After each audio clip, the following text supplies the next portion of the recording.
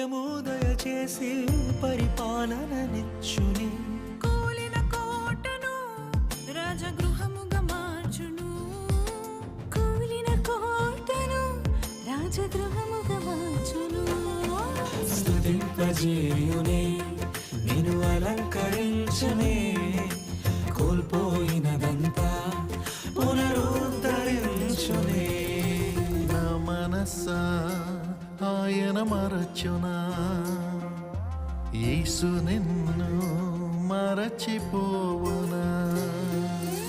ఆయనే నీ బాధలన్నీ కనుమరుగు చేయునే. ఆనంద తైలము నీపై కుమ్మరించునే.